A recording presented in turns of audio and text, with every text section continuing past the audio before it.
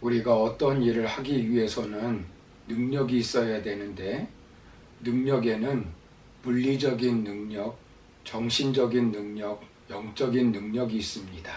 어떤 것을 이루기 위해서는 물리적인 능력도 중요하고 정신적인 능력도 중요합니다. 그러나 하나님을 믿는 성도는 하나님의 영광을 위해서 살기 위해서는 영적인 능력이 필요합니다. 그렇다면 우리가 어떻게 영적인 능력의 사람으로 변화될 수 있을까요? 먼저는 성령님께서 우리를 능력 있는 사람으로 변화시켜 주신다고 지난 시간에 말씀드렸습니다. 그렇다면 우리가 성령 충만받아 능력 있는 사람이 되려면 어떻게 해야 될까요? 성령 하나님이 우리에게 임하여 말씀을 들을 때 예수 그리스도를 구세주로 믿게 만듭니다. 그리고 우리를 하나님의 사람으로 변화시키는 것은 전적인 하나님의 주권에 의해 이루어집니다. 우리가 능력 있는 재벌로 태어나는 것은 내가 재벌로 태어나고 싶어서 태어나는 것이 아닙니다. 재벌이 낳아주어야만 그의 자녀가 될 수 있는 것입니다. 그것처럼 우리가 무한한 능력을 가지신 하나님의 아들이 되는 것은 내가 원해서 되는 것이 아니라 하나님의 은혜로 하나님의 말씀을 들을 때 성령 하나님이 예수님을 구세주로 믿게 하여 능력의 하나님의 사람들이 되어지는 것입니다.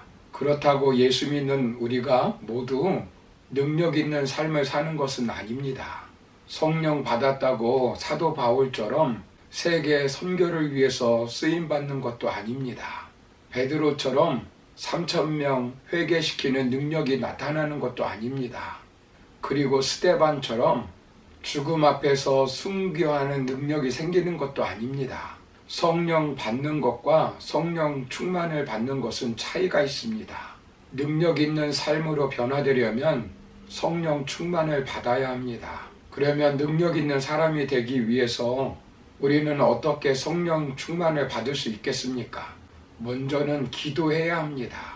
본문 29절 30절을 보시면 주여 이제도 그들의 위험함을 굽어보시옵고 또 종들로 하여금 담대히 하나님의 말씀을 전하게 하여 주시오며 손을 내밀어 병을 낫게 하시옵고 표적과 기사가 거룩한 종 예수의 이름으로 이루어지게 하옵소서 하더라 라고 말씀합니다.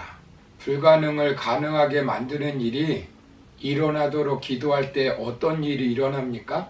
본문 31절을 보시면 빌기를 다음에 모인 곳이 진동하더니 무리가 다 성령이 충만하여 담대히 하나님의 말씀을 전하니라 라고 말씀합니다.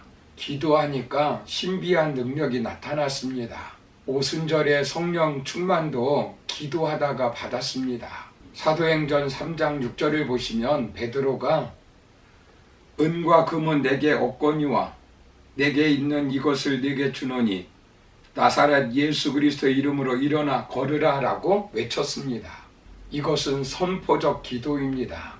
기도에는 간구적 기도도 있고 축복적 기도도 있습니다. 베드로가 그렇게 대단한 능력을 가지고 있는 것이 아닙니다. 기도할 때 성령 충만받은 베드로를 성령님이 사용하여 성령의 능력을 그를 통해서 나타나게 하신 것입니다. 예를 들어서 프랑스 파리도 비행기를 타면 파리 에펠탑까지 갈 수 있습니다. 자신의 능력으로 하면 결국 인간이 할 수밖에 없는 일만 할 수 있습니다. 그러나 성령님을 의지하면 성령 하나님께서 하시는 것입니다. 예수님은 기도 외에는 이런 유가 나타날 수 없다고 말씀하셨습니다. 무능력 앞에서 절망하는 자들을 향해서 예수님은 이렇게 말씀합니다. 마가복음 11장 23절 24절을 보시면 내가 진실로 너희에게 이르노니 누구든지 이 산더러 들리어 바다에 던져지라 하며 그 말하는 것이 이루어질 줄 믿고 마음에 의심하지 아니하면 그대로 되리라. 그러므로 내가 너희에게 말하노니 무엇이든지 기도하고 구하는 것은 받은 줄로 믿으라. 그리하면 너희에게 그대로 되리라 라고 말씀합니다. 기도하면 불가능이 가능의 역사가 일어남을 믿으시기를 주님의 이름으로 축원합니다. 두 번째는 믿어야 합니다. 40년 동안 한 번도 걷지 못했던 안진뱅이인 이 사람에게 40년 동안 경험하지 못한 능력이 임한 것은 어떻게 일어났습니까? 사도행전 3장 16절을 보시면 그 이름을 믿음으로 그 이름이 너희가 보고 아는 이 사람을 성하게 하였나니 예수로 말미암아 난 믿음이 너희 모든 사람 앞에서 이같이 완전히 낫게 하였느니라 라고 말씀합니다. 성령님은 그 사람의 믿음을 통로로 능력을 부여해 주십니다. 베드로도 믿음으로 사도행전 3장 6절에서 베드로가 이르되 은과 금은 내게 없거니와 내게 있는 이것을 내게 주노니 나사렛 예수 그리스도의 이름으로 일어나 걸으라 라고 믿음으로 외쳤습니다. 베드로가 능력이 있어서가 아니라 믿음으로 성령 충만한 베드로가 외치자 성령 하나님께서 베드로의 믿음을 통하여 성령 충만케 하여 성령 하나님의 능력을 나타내 주시는 것입니다. 성령 하나님은 우리의 믿음이라는 통로를 통해 성령 충만한 능력의 사람으로 우리를 사용하십니다. 예수님께서 마가복음 9장 23절에서 예수께서 이르시되 할 수 있거든이 무슨 말이냐 믿는 자에게는 능히 하지 못할 일이 없느니라 하시니라 라고 말씀합니다. 믿는다는 것은 성령 하나님께 온전히 나의 문제를 맡겨버리는 것입니다. 성령 하나님은 믿음을 주시고 그 믿음으로 그 어떤 어려움도 이기게 만들어 주십니다. 요한일서 5장 4절을 보시면 무릇 하나님께로부터 난 자마다 세상을 이기느니라 세상을 이기는 승리는 이것이니 우리의 믿음이니라 라고 말씀합니다.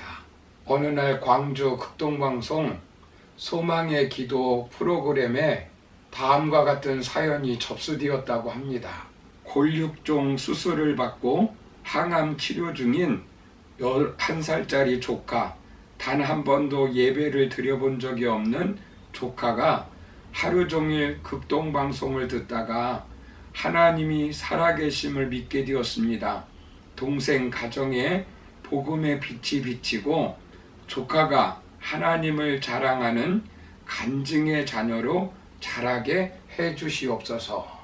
이모의 기도 제목 그대로 11살 되는 김민영 어린이는 항암 치료 중에 극동방송을 듣게 되었다고 합니다. 방송을 듣고 마음이 평안해지는 것을 경험했다고 합니다. 그 이후 밤낮으로 극동방송에서 흘러나오는 찬양과 목사님의 설교를 듣고 계속 듣다 보니 자연스럽게 예수님을 만나게 되었다고 합니다. 계속되는 수술과 항암 치료를 무서워하던 민영이가 마음의 안정을 찾게 되자 예수님을 모르던 민영이 어머니도 자연스럽게 함께 극동방송을 듣게 되었고 결국 지금은 온 가족이 예수님을 영접하고 교회에 나가게 되었다고 합니다. 어려운 항암 치료를 견뎌온 민영이의 꿈은 정형외과 의사가 되어 나처럼 뼈가 아픈 환자들을 치료해 주는 것이라고 말합니다. 사랑하는 성도 여러분, 믿음은 들음에서 난다고 말씀하고 있지 않습니까? 하나님의 말씀을 듣다 보면 믿음이 생기고 성령님께서 능력 가운데 역사하시는 것입니다. 그러므로 하나님께 전심으로 기도하고 말씀을 믿음으로 성령 충만받아 능력 있는 성도, 능력 있는 삶을 살아가는 저와 여러분 다 되기를 주님의 이름으로 축원합니다. 감사합니다.